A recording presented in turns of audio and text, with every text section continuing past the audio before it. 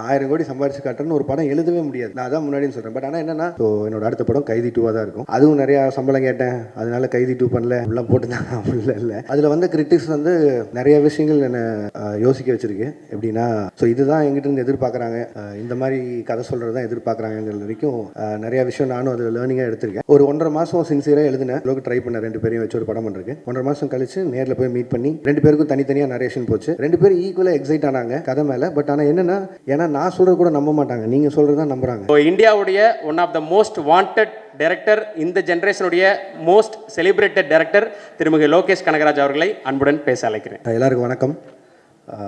முதல்ல எல்லாருக்கும் குடியரசு தின நல்வாழ்த்துக்கள். சுதர்சன் சொன்ன மாதிரி அப்படி ஒன்றும் பயங்கரமான ஒரு ப்ரெஸ் மீட்டோ அந்த மாதிரிலாம் ஒன்றும் இல்லை. எனக்கு இந்த கூலி ரிலீஸ்க்கு அப்புறம் உங்களை யாரையுமே சந்திக்கல. யூஸ்வலாக ஒரு படம் ரிலீஸ் ஆனதுக்கப்புறம் ஏதோ ஒரு தேங்க்ஸ் மீட்டோ சக்ஸஸ் மீட்டோ இல்லை ஏதோ ஒரு வகையில் சந்திச்சிருவேன். இந்த தடவை சந்திக்க முடியல. கிட்டத்தட்ட ஒரு 6 மாதம் ஆச்சுன்னு நினைக்கிறேன். அந்த நீலம் பண்பாட்டு மையம் போகும்போது அப்பவும் பேசணும்னு நினச்சேன். பட் ஆனால் கொஞ்சம் அவசரமாக போக வேண்டியிருந்ததால் அப்பவும் சரியாக பேச முடியல.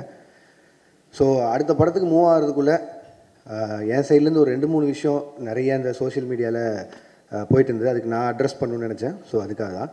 ஸோ முதல்ல கூலியிலேருந்தே ஆரம்பிச்சுதான் நினைக்கிறேன். முதல்ல மக்களுக்கு நன்றி. 35 நாள் கிட்ட கூலி தியேட்டரில் ஓடிச்சுன்னு நினைக்கிறேன். நான் வசூல் அதை பற்றி பேச விரும்பல. ஒரு லாபகரமான படம்னு சன் பிக்சர்ஸ் சொன்னாங்க.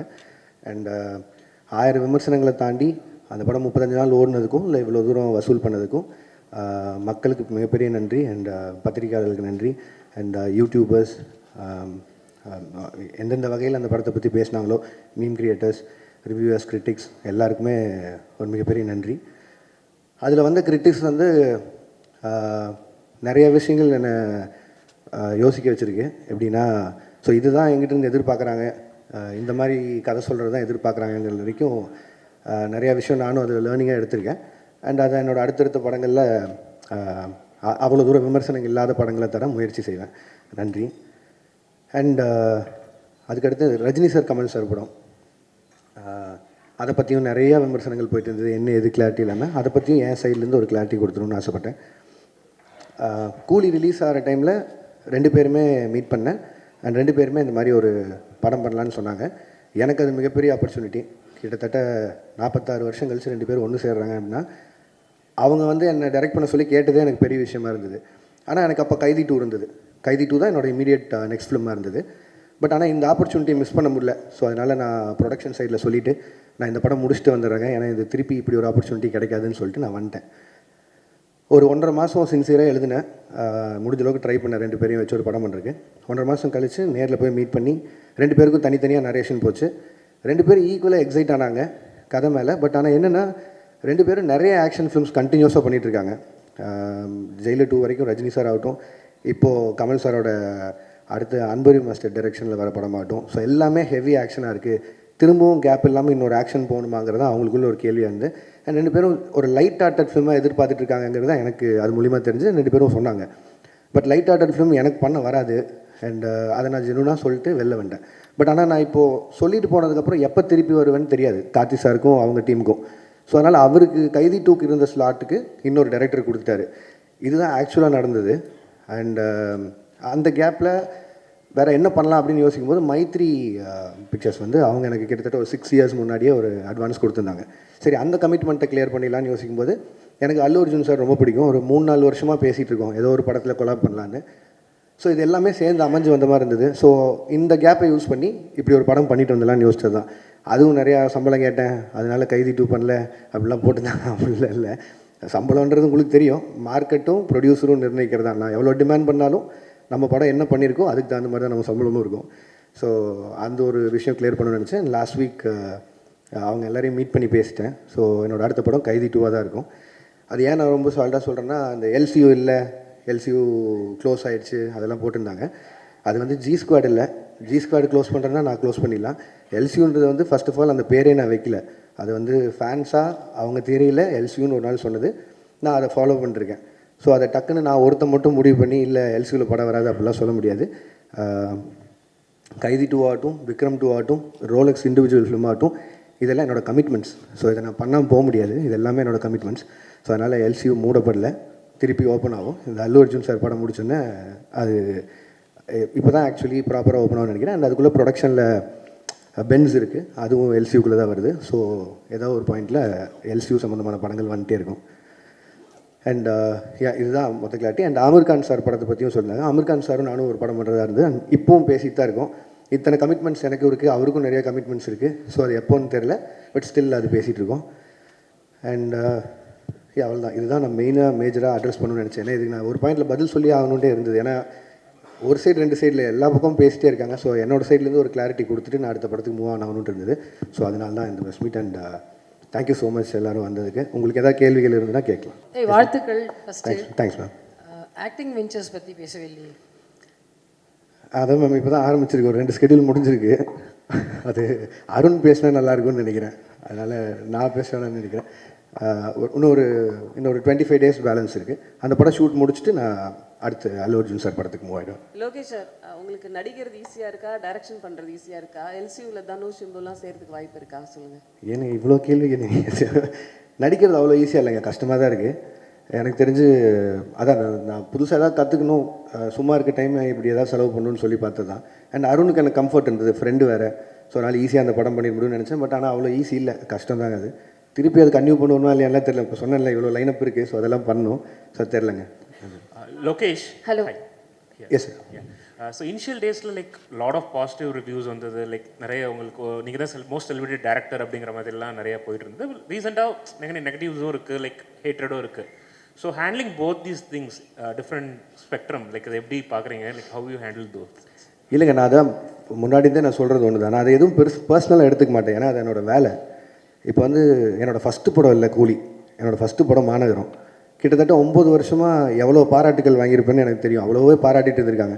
டக்குன்னு விமர்சனம் வரும்போது அதை மட்டும் நான் ஒத்துக்க மாட்டேன்னு சொல்கிறது நியாயம் இல்லை. அண்ட் படங்கிறது மக்களுக்காக, அது அவங்களுக்கு காட்டும்போது விமர்சனம் வரும்போதும் அதை ஏற்று தான் ஆகணும்.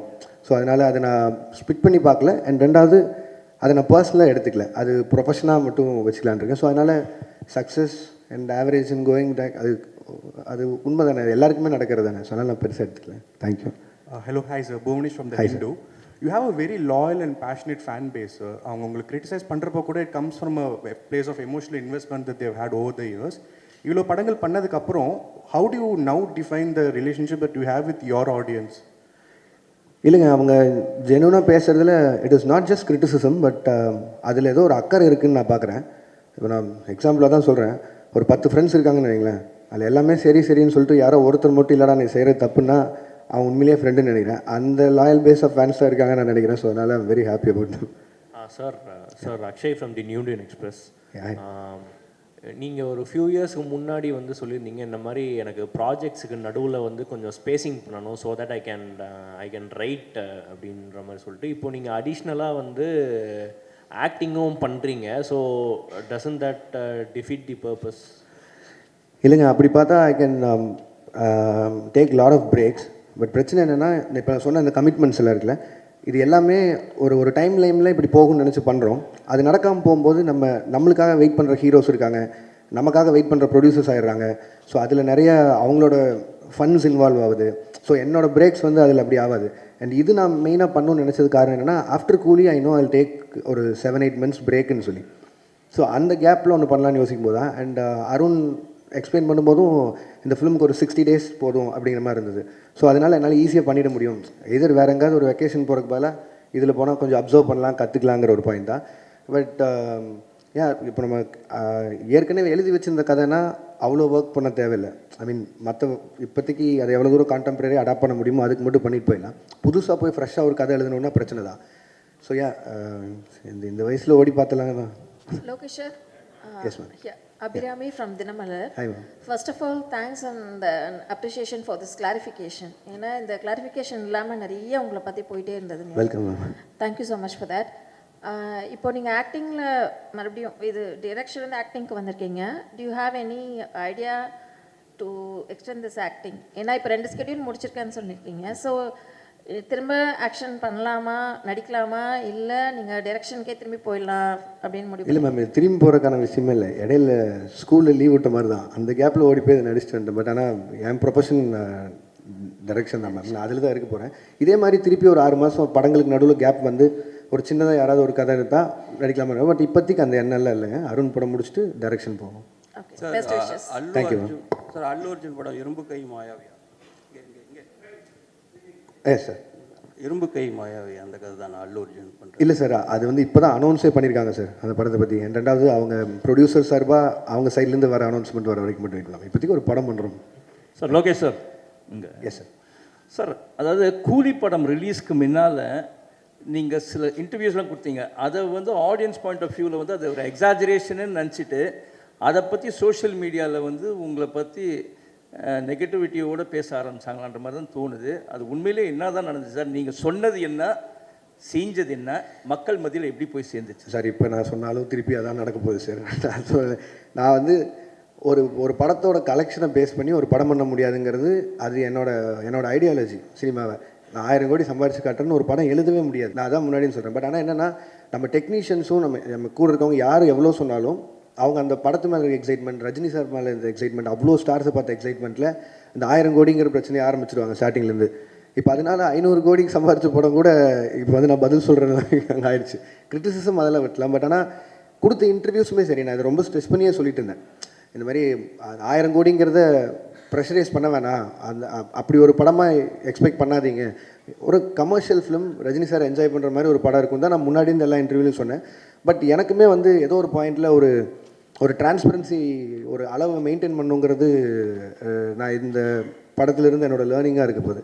ஏன்னா எவ்வளோ பேசினா போதும். ஏன்னா நான் ரொம்ப கனெக்ட் ஆகி நிறையா ஃப்ரெண்ட்ஸோடு உட்காந்து பேசுகிற மாதிரி பேசிடுறேன். அது வந்து ரொம்ப எக்ஸாஜரேட் ஆன மாதிரி ஆகிடுது. ஸோ படம் ரிலீஸ்க்கு அப்புறம் அதுவே எனக்கு பேக் ஃபயர் ஆகிற மாதிரி ஆகிடுது. ஸோ நான் இதுக்கு மேலே வரும்போது கொஞ்சம் டிரான்ஸ்பரன்சி மெயின்டைன் பண்ணிக்கணும்னு நினைக்கிறேன். சார். இதோட கண்டினியூஷனாக நான் கேட்குறேன். It is not only because of you. நீங்கள் ஒருத்தர் கோர்ஸ் இருந்து நிறைய செலிபிரிட்டிஸ்க்கு வந்து இந்த ஐடி விங் ஆட்டம் வச்சுருக்காங்க சார். They have a social media team ஆட்டம். அந்த டீமை அட்மினிஸ்ட்ரேட் பண்ணுறவங்க வந்து அவங்க போடக்கூடிய சில ட்வீட்ஸோ இல்லை சோஷியல் மீடியாவில் போடக்கூடிய பதிவோ இட் பிகம்ஸ் அ பேக் ஃபயர்ன்ற மாதிரி ஆகிடுது. ஏன்னா உங்களை பற்றி நீங்கள் சொல்லாதே எக்ஸாஜரேட் பண்ண மாதிரி ஒரு படம் வந்து உங்களன்னு சொல்லலை, இன் ஜென்ரல் நான் ஆஸ்கிங்.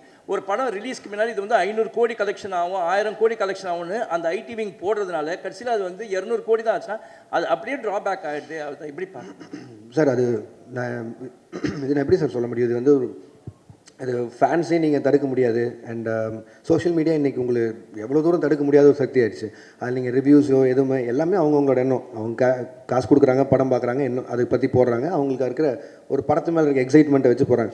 அவங்களுக்கு அந்த எக்ஸைட்மெண்ட் குறைஞ்சிருச்சுன்னா எங்களுக்கு இங்கே வேலையே இல்லை. ஸோ அதனால் அவங்க எக்ஸைட்டடாக இருக்கிறத நம்ம தப்புன்னு சொல்ல முடியாது.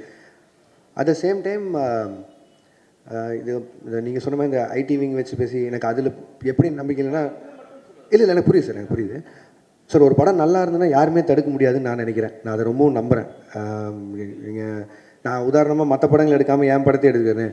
மாநகரம் ரிலீஸ் ஆகும்போது யாருக்குமே அங்கே அடையாளமே கிடையாது. சந்தீப் ரஜினி தான். பட் அந்த படத்தை கொண்டு போய் சேர்த்தது நீங்கள் தான். அன்றைக்கி 50 நாள் ஓடிச்சு. அப்போது அதுக்கு நல்லா இருக்குங்கிற மாதிரி தான் ஏதோ ஒரு நம்பிக்கையில் போய் அந்த படத்தை போய் பார்த்தாங்க. ஸோ அதனால் அதுக்கப்புறம் எல்லோரும் ஸ்டார்ஸ் கூடயும் வேலை செஞ்சுட்டேன். அவங்களோட போஸ்டர்ஸ் வச்சாலே படம் போயிடும். பட் ஆனால் யாருமே இல்லாமல் ஒரு போஸ்டரில் இருக்கும்போது கூட மக்கள் வந்து பார்த்தாங்க. ஸோ ஒரு படம் நல்லா இருக்குன்னா இது எதுவுமே தடுக்காதுங்கிறது நான் நம்புகிறேன் சாலிடாக. Sir okay sir. Lokesh sir, இப்போ உங்களோட ஃப்யூச்சர் ப்ராஜெக்ட்ஸ் பற்றி நிறைய வந்துட்டுருக்கு செய்திகள். அப்படி ஒன்று வந்தது தான் ஹிந்திக்கு போய்ட்டு நீங்கள் அமீர் கானோட பண்ண போகிறீங்க அப்படின்னு சொல்லிட்டு, அது ஃப்யூச்சரில் மெட்டீரியலைஸ் ஆகிறதுக்கு வாய்ப்பு இருக்கா சார்? ஒரு 3-4 தடவை மீட்டிங் போச்சு. எனக்கு அவர் சின்ன வயசுலேருந்து ரொம்ப பிடிக்கும். அவர் ஒரு பெரிய ஃபேன் தான். அண்ட் அவரும் வந்து என் ஒர்க் ரொம்ப பிடிச்சுன்னு சொல்லி தான் அவர் கூலிலேருந்து படம் பண்ணணுன்னு பேசினார். பட் ஆனால் நான் சொன்னேன் சார், இங்கே இவ்வளோ கமிட்மெண்ட்ஸ் இருக்குது. அண்ட் சாருக்குமே அவருக்கும் நிறையா கமிட்மெண்ட்ஸ் இருக்குது. ஸோ இதே மாதிரி ஏதோ ஒரு டைம் லைனில் ஏதாவது மிஸ் மேட்ச் ஆகும்போதோ வேறு ஒரு டைம் கிடைக்குதோ அப்படிங்கிறத பார்த்து தான் சார் பண்ண முடியும். பட் ஆனால் we are talking sir. Sir எனக்கு எல்லா ஹீரோஸ் கூடயும் வேலை செய்யணும் சார். அவங்க எல்லோரும் கூடயும் பேசிட்டு தான் இருக்கேன். பட் ஆனால் டைம் லைன் தான் சார் பிரச்சனை. சார் இங்கே ஒரு கேள்வி சார். இங்கே சார் இங்கே சார் நீங்கள் டிசியில் பண்ணிகிட்டு இருக்கிறதா, டிசியில் இப்போ பண்ணிக்கிட்டு இருக்கீங்க. அதேமாரி ஜனநாயகன்லேயும் ரிப்போர்ட்டராக பண்ணிகிட்டு இருக்கீங்க அப்படின்றதும் தகவல் வந்துச்சு. அது நீங்கள் எப்படி பார்க்குறீங்க? அதுக்கப்புறம் 2 கேள்வி ஆரம்பிச்சிடறேன். இந்த சென்சார் இஷ்யூ கூலிலையும் ஏ சர்டிஃபிகேட் வந்திருந்தது, ஜனநாயகன்லேயும் அது பாதிக்கப்பட்டிருக்கு. அது எப்படி சார் பார்க்குறீங்க இந்த 2 கொஸ்டின்? சார் டிசியில் ஆமாம் சார் பண்ணிருக்கேன். அது அருண் மாதேஸ்வரன் படம். இது வந்து ஹெச் வினோதனாவும் விஜயனாவும் ஒரு நாள் கூப்பிட்டாங்க. ஸோ அது கேமியா பண்ணேன். அது அவ்வளோதான் என்னால் சொல்ல முடியும். அதுக்கு மேலே அவங்க பேசிங்க. அண்ட் ரிகார்டிங் சென்சார் போர்ட், நான் கூலி சொல்லணுன்னா அதுக்கும் நிறைய விமர்சனம் வந்தில்லை. ஏன் ரஜினி சார் ஏ சர்டிஃபிகேட் அப்படின்னு சொல்லி. சரி, ஏ சர்டிஃபிகேட் வாங்கணும்னு போல எனக்கு என்ன ஆச்சுன்னா, சென்சார் போர்டில் ஃபர்ஸ்ட் சென்சார் பண்ணி முடிச்சோன்னே தி அட்வைஸ் மீ 35 கட் சொன்னாங்க. அப்புறம் ஒரு 9 மியூட்ஸ் இருந்தது. மியூட்ஸ் கூட ஓகே, எனக்கு பிரச்சனை இல்லைன்னு சொல்லிட்டேன். பட் 35 கட்டுங்கிறது வந்து என்னால் அன்றைக்கி ஏற்றுக்க முடியல. இப்போ படம் ரிலீஸ் ஆனதுக்கப்புறம் ஆல்ரெடி நிறைய இடங்கள் புரியலன்னு சொல்கிறாங்க. மேபி அது ஐ டேக் த ப்ளேம். நிறைய இடத்துல நான் புரிய வச்சுருக்கணும். பட் ஆனால் அதையும் மீறி 35 கட் அப்படின்னா அது படமாகவே இருந்திருக்காது. இன்னும் நீங்கள் வந்து ஒரு ஒரு ஒரு ஒரு கம்ப்ளீட்டட் ஃபிலிம் வித் ஏ சர்டிஃபிகேட்டா இல்லை ஒரு இன்கம்ப்ளீட் ஃபிலிம் வித் யூபிஏ சர்டிஃபிகேட்டாங்கிற மாதிரி தான் இருந்தது. அண்ட் இமீடியட்டாக அது நான் ஒருத்தர் எடுக்க முடியிற கால் இல்லை. ஏன்னா அது எத்தனை கோடி இன்வெஸ்ட் பண்ணியிருக்காங்கன்னு உங்களுக்கு தெரியும். ஸோ நான் ப்ரொடியூசர்கிட்டையும் பேசினேன், ரஜினி சார்கிட்டையும் பேசினேன். அண்ட் எல்லோரும் பேசி முடிவு பண்ணி வி அப்ளைட் ஃபார் ரீசென்சார். உடனே ரீசென்சார் அப்ளை பண்ணோம். ரீசென்சாரில் அடுத்த பேனல் பார்த்துட்டு திருப்பியும் அதே 35 கட்டு அட்வைஸ் பண்ணாங்க. பட் அட்வைஸ் பண்ணுறதை தாண்டி ரீசென்சாரில் எனக்கு சொன்னது என்னென்னா தீமேட்டிக்காகவே இது அதாவது பிணங்களை எரிக்கிறதும் இந்த மாதிரி பண்ணுறதுங்கிறதும் தீமேட்டிக்காகவே எனக்கு இந்த மாதிரி பண்ணணும். அண்ட் எங்களுக்கான ரிலீஸ் டைம் இருக்குது. அண்ட் எனக்கு அந்த படத்தை எந்தையுமே விஷுவலாக கட் பண்ணிட வேணாம். இது எல்லாத்தையும் மனசில் வச்சுட்டு ரஜினி சாரோட அட்வைஸை எடுத்துகிட்டு அண்ட் தென் வி டிசைடட். ஏன்னா ஒரு ஏ சர்டிஃபிகேட் வந்ததுனால மட்டுமே ஒரு 40-50 கோடி வருமானத்தில் லாஸ் இருக்க மாதிரி இருக்கும். பட் ஆனால் அது சன் பிக்சர்ஸ் எனக்கு கொடுத்த ஃப்ரீடம், ரஜினி சார் எனக்கு கொடுத்த ஃப்ரீடம், லோகேஷ் உங்கள் காலாக இருக்கட்டும், உங்களுக்கு என்ன தோணுதோ பண்ணுங்கன்னு. நான் ஒரு கம்ப்ளீட் ஃபிலிமாக இருக்கணும்னு சொல்லி தான் ஏ சர்டிஃபிகேட் கொடுத்துக்கிட்டது. இல்லைனா ஆப்வியஸாக இன்னும் கொஞ்சம் அதிகமாக சம்பாதிக்க போகுதுன்னா நான் வேணான்னு தான் சொல்லியிருப்பேன். பட் இதுதான் ஆக்சுவலி நடந்தது. அண்ட் ரிகார்டிங் ஜனநாயகன் எனக்கு நீங்கள் வினோத நாடு தான் கேட்கணும். நான் சென்சாருக்குள்ளே போகல, அதனால் நான் சொல்ல முடியாது. Thank you sir. எங்கள் கேள்வி, ஒரு இயக்குனராக இருந்து நடிகர்களை இயக்குனதுக்கும் இப்போ நீங்களே வந்து ஒரு நடிகராக மாறினதுக்கும் என்ன வித்தியாசம் தெரியுது? இப்போ உங்களுக்கு வந்து நடிகராக இருக்கிறது சுகமாக இருக்கா? இப்போ தான் உங்கள்கிட்ட நாங்கள் சொன்னேன். ஆனால் உங்களுக்கு தம்ப்நெயில் வேணும். அதுக்காக சுகமாலாம் இல்லை, நான் நல்லா இல்லை, கொஞ்சம் கஷ்டமாக தான் இருக்குது. டைரக்ஷன் நமக்கு தெரிஞ்ச வேலை செய்கிறதுக்கும் தெரியாத வேலை செய்கிறதுக்கு வித்தியாசம் தான். சார், மீனாட்சி சுந்தரம், உங்கள் படங்களில் நிறைய வன்முறை இருக்குது, வெட்டு குத்து ரத்தம் குரூரெல்லாம் இருக்குது. இது வந்து சமூகத்துக்கு நல்லது இல்லை. லோகேஷ் கனகராஜ் ஒரு மனநல டாக்டர் கூட பார்க்கணும் அளவுக்கு உச்சமாக கமெண்ட் வந்தது. அதை பற்றி என்ன நினைக்கிங்க? ஒன்று. ரெண்டாவது, ஜனநாயகன் நீங்கள் மலேசியாலாம் போய் விஜய் சாருக்கு நிறைய சப்போர்ட் பண்ணீங்க, சினிமா வாழ்க்கைக்கு அண்ணன் நீங்கள். அடுத்து இந்த ஏப்ரல் மே பிரச்சாரத்துக்காக போவீங்களா? அந்த வகையிலும் சப்போர்ட் இருக்குமா? காலையில் நேரம் ஏன்னா சொல்லிடுறேன். இல்லை, நான் அந்த வன்முறை இது வந்து ஆனால் இப்போ நான் வந்து ஒரு சினிமா டைரக்டர் ஆகணும்னு நினச்சி வரும்போது நான் சின்ன வயசுலேருந்து என்ன படங்கள் பார்த்து வந்தேனோ நான் ஒரு ஆக்ஷன் ஃபிலிம் டைரக்டர் ஆகணும்னு தான் வந்தேன். நான் தேவர் மகன் விருமாண்டியெல்லாம் பார்த்து தான் வந்தேன். நான் மனநல மருத்துவமனைக்கெலாம் போகல, நான் டைரக்டர் ஆகணும்னு முடிவு பண்ணி தான் இங்கே வந்தேன். அண்ட் இப்போ அதையும் தாண்டி இப்போது கில்பில் ஆகட்டும், வெளிநாட்டு படங்கள் பார்த்தா அதுக்கும் ஆஸ்கர்லாம் கிடைக்குது, அதாவது ஆக்ஷன் படங்களுக்கு. ஸோ இப்போ நம்ம இந்த இந்த இந்த ஜென்ரேஷனில் இருக்கவங்க எல்லாருமே கம்பேர் பண்ணுறதே வந்து கேம் ஆஃப் த்ரோன்ஸ் பார்க்குறாங்க, பிரேக்கிங் பேட், டெக்ஸ்டர் எல்லாத்தையும் பார்த்துறாங்க. நான் சொல்ல இதுவே 10 வருஷம் ஆயிடுச்சு இதெல்லாம் வந்து. அப்போ என்னென்னா அவங்க ஆன் பார் நாங்கள் பார்க்குற இந்த வெப் சீரிஸ் அளவுக்கு இருக்கா அப்படிங்கிறதா கம்பேரிசன் வைக்கிறாங்க. அதுக்காக வயலன்ஸ் பண்ணி ஒரு படத்தை பண்ணுறது மட்டும்தான் ஹாலிவுட் லெவலுக்கு கம்பேர் பண்ணுறது நான் சொல்ல, அதையும் காரணமாக வைக்கிறாங்க. ஒரு 2.5 மணி நேரம் நீங்கள் தேட்டருக்குள்ளே வந்ததுக்கு நான் உங்களை என்கேஜாக வச்சுக்கணும்னு நினைக்கிறதே எனக்கு அவ்வளோ பெரிய சேலஞ்சாக இருக்குது. இதில் இந்த சோகால்டு வயலன்ஸ்னே நான் வயலன்ஸ்னே சொல்ல விரும்புகிறேன். அது ஒரு ஆக்ஷன் படம். எப்படி ஜாக்கி சானை பார்த்தோம், எப்படி ப்ரூஸ்லி பார்த்தோம், அர்னால்டை பார்த்தோம், அப்படிலாம் பார்த்து தான் வந்தோம். அதுக்கப்புறமா ரஜினி சார் பார்த்தோம், நம்ம ஊர்லேயே கமல் சார் பார்த்தோம், எல்லா ஆக்ஷனும் விஜயகாந்த் சாரோட ஒன்று தேட்டரில் விடாமல் பார்த்தோம். இதெல்லாம் தான் ஒரு ஆக்ஷன் டைரக்டர் ஆகணும்னு மாற்றுறது. இது எப்படின்னா, இப்போ வந்து ஏதோ ஒரு பக்கம் பார்த்துட்டு இந்த மாதிரி நீங்கள் சொன்ன மாதிரி இன்ஃப்ளூயன்ஸாக இப்படி பண்ணுறாங்க அப்படின்னா அது அவ்வளோ ஈஸியாக அப்படி சொல்லிட்டு கடந்து போகிற விஷயம் இல்லைண்ணே. ஒரு தப்பு நடக்குது, அதுக்கு இந்த டைரக்டரோட படம் தான் காரணம்னு சொல்லிட்டா அது அவ்வளோ ஈஸி இல்லைண்ணே. இப்போ எனக்கு ஒரு பொறுப்பு இருக்கணும்னு சொல்கிறீங்களே, இருக்குது, சமூக பொறுப்பு இருக்குது, ஓகே, நான் வயலன்ஸ் கம்மியாக, பார்க்குறவங்களுக்கும் அந்த பொறுப்பு இருக்கணும் இல்லைண்ணே.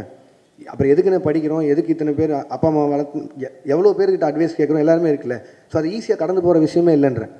அதையும் மீறி உங்களை ஒரு சினிமா ஒரு 2.5 மணி நேரம் பொழுதுபோக்கு படம் உங்களை மாற்றுதுன்னா மனசார நம்ம எவ்வளோ வீக்காக இருக்கும். அப்போ நாளைக்கு எதில் வேணாலும் இன்ஃப்ளூயன்ஸ் ஆகும்ல, அது நம்ம தானே, நம்ம கையில் தானே இருக்குது. அதுக்கு அதை காரணம் காட்டிடக்கூடாதுன்னு சொல்கிறேன். 2 சைடும் பொறுப்பாக இருக்கணும்னு தான் நான் சொல்கிறேன். லோகேஷ் பிரச்சாரம் தானே இல்லைண்ணே, அரசியலுக்கு எனக்கு என்னென்ன சம்பந்தம். ஒரு இப்போ தேவதாஸ் படம் பண்ணுறீங்க, தேவதாஸில் இந்த கெட்டப் தானா? ஏன்னா தேவதாஸ்னாவே தாடி வச்சுருந்தா வரணுமா? அதில் லோகேஷ் கனகராஜ் வந்து அது மாதிரி மென்ஷன் பண்ணுறாங்களா? அதுக்கப்புறம் வந்து நீங்கள் நடிக்க போகிறேன்னு சொன்ன பிறகு எந்தெந்த ஆக்டர் வந்து உங்களை வந்து நடிக்காத நீ டைரக்டே பண்ணுன்னு சொன்னாங்க? ரஜினி சார், கமல் சார் என்ன சொன்னாங்க? இல்லைண்ணே, இந்த ஃபஸ்ட்டுக்கு லைன் ஆஃப் கேள்விக்கு வந்து அருண் தான் பதில் சொல்லணும். தேவதாஸ் தாடி வச்சுருக்கணுமா வச்சுருக்கூடாதா அதெல்லாமே அவன் தான் பதில் சொல்லணும். இது வந்து அவன் இப்படி வர சொன்னான், அதனால் நான் இப்படி நடிச்சிட்ருக்கேன், அவள் தான் என்னால் பதில் சொல்ல முடியும். அண்ட் இல்லைண்ணா நான் ரஜினி சார்கிட்ட போகிறதுக்கு முன்னாடி அவர் தெரியும் நான் நடிக்கிறேன். நான் இப்போ கூலியிலேருந்து வரும்போது அவரும் வாழ்த்துக்கள் தான் சொன்னார், கமல் சாரும் வாழ்த்துக்கள் தான் சொன்னார். அண்ட் நான் விஜயநாட்ட பேசினேன், அவரும் வாழ்த்துக்கள் சொன்னார். அண்ட் சேது நான் மீட் பண்ணும்போது பேசினேன். அவள் தான் யார் யார் அன்றைக்கி பார்க்குறோமோ அது மட்டும் தான் மீட் பண்ணி பேசணும். அண்ட் இன்னொரு கிளாரிட்டியும் கொடுக்கணும்னு நினச்சி, இந்த நீங்கள் இந்த ரஜினி சார் கமல் சாரை பற்றி பேசினால அவங்க 2 பேரை வந்து அன்ஃபாலோ பண்ணிட்டேன் ட்விட்டர்லேருந்து அப்படின்லாம் சொல்லியிருந்தாங்க. அவங்க 2 பேரும் எந்த இடத்துல இருக்காங்க, நான் அவங்க கூட ஒர்க் பண்ணதையே ஒரு பாகியமாக நினச்சிட்ருக்கேன். நான் ஒரு ஊர்லேருந்து வந்து 2 பேரையும் டைரக்ட் பண்ணிட்டேங்கிறத. ஒரு 2 வருஷத்துக்கு முன்னாடி ஸ்க்ரால் பண்ணும்போது லைக் போட்டதுக்கே நான் எவ்வளோ பதில் சொல்கிறேன், தெரியாமல் லைக் பண்ணதுக்கு எவ்வளோ பதில் சொல்கிறதுன்னு எனக்கு தெரியும். இன்றைக்கி தேதிக்கு அப்படி யாராவது அன்ஃபாலோ பண்ணிட முடியுமா, இல்லை அது எப்படி பாசிபிளாக இருக்கும்? அது ஏன் நான் சொல்கிறேன்னா, இப்போ எங்கள் அம்மாக்கெல்லாம் வந்து ட்விட்டர்னு என்னென்னு தெரியாது, ஃபாலோ அன்ஃபாலோன்னு என்னென்னு தெரியாது. ஆனால் அவங்க எனக்கு ஃபோன் பண்ணி ஏன்டா கமல் சாரையும் ரஜினி சாரையும் அன்ஃபாலோ பண்ணுறேன்னு கேட்குறாங்க. ஏன்னா நான் சொல்கிறது கூட நம்ப மாட்டாங்க, நீங்கள் சொல்கிறது தான் நம்புகிறாங்க. அதனால தான் நான் சொல்லிட்டுருக்கேன். நான் அந்த மாதிரி அன்ஃபாலோ பண்ணுறதோ அப்படி எதுவும் இல்லை. அதையும் மீறி இந்த மாதிரி ஏதாவது சென்சிட்டிவான விஷயம் இருந்ததுன்னா என் சைட்லேயோ இல்லை என் டீம் சைட்லேயோ யாராவது கிட்ட கேட்டு கொஞ்சம் எழுதுனீங்கன்னா பேசுனீங்கன்னா நல்லாயிருக்கும்னு நினைக்கிறேன்.